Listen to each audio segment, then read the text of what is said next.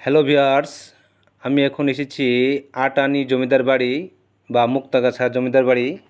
এটি বাংলাদেশের ময়মনসিংহ জেলার মুক্তাগাছা উপজেলায় অবস্থিত। এটি প্রাচীন জমিদার বাড়ি। ময়মনসিংহ থেকে প্রায় 16 কিলোমিটার পশ্চিমে ময়মনসিংহ টাঙ্গাইল ও ময়মনসিংহ জামালপুর মহাসড়কের সংযোগস্থল থেকে 1 কিলোমিটার উত্তর পূর্ব দিকে মুক্তাগাছার রাজবাড়ির অবস্থান। মুক্তাগাছার তদানীন্তন জমিদার ব্রিটিশ রাজস্ব কর্তৃক প্রথমে রাজা এবং পরে মহারাজা উপাধি পেয়েছিলেন বিধায় জমিদারের বাসভবন রাজবাড়ি হিসেবে আখ্যায়িত হতো। জমিদার আচার্য চৌধুরীর বংশ মুক্তাগাছা শহরে গোড়াপত্তন করে। আচার্য চৌধুরীর বংশ শহরে গোড়াপত্তন করে এখানেই বসতি স্থাপন করে। আচার্য চৌধুরী বংশের প্রথম পুরুষ শ্রীকৃষ্ণ আচার্য চৌধুরী ছিলেন বগুড়ার বাসিন্দা।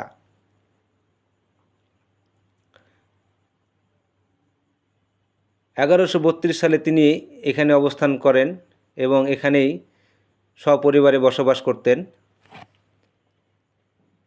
1757 খ্রিস্টাব্দে পলাশী যুদ্ধ শেষ হওয়ার পর নানা কারণে শ্রীকৃষ্ণ আচার্য চৌধুরী 4 ছেলে বগুড়া থেকে চলে আসে এবং এখানে অবস্থান করেন।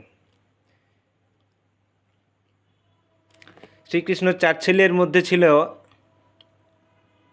রামরাম, হররাম, বিশ্বরাম এবং শিবরাম। মুক্তাগাছা জমিদারের একজন হলেন হরেরাম। এই হরেরামের বাড়িটি হচ্ছে বর্তমানের রাজবাড়ি। মুক্তাগাছা জমিদারের প্রতিষ্ঠাতা শ্রীকৃষ্ণ আচার্য চৌধুরীর মেজ ছেলে। এ বংশের জমিদার আটানি বাড়ির জমিদার বলে পরিচিত। আটানির জগৎ কিশোর আচার্য চৌধুরীর সুনাম ছিল। জগৎ কিশোরের 4 পুত্র জিতেন্দ্র, বীরেন্দ্র, নৃসিংহ ও ভূপেন্দ্র কিশোর আচার্য চৌধুরী। তিনি জন্মগ্রহণ করেন 12 অক্টোবর 1903 এবং মৃত্যু 1 ডিসেম্বর 1992। শৈল্পিক কারুকার্য দেখার জন্যে এখানে শত শত পর্যটক প্রতিনিয়তই এখানে ঘুরতে আসে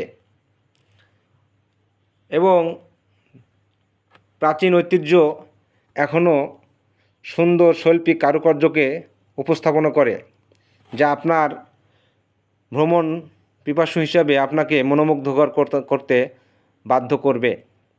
আপনি চাইলেই এখানে ঘুরে যেতে পারেন এবং প্রাচীন ঐতিহ্যর কারুকার্য দেখে স্বচক্ষে দেখতে পারেন। ধন্যবাদ।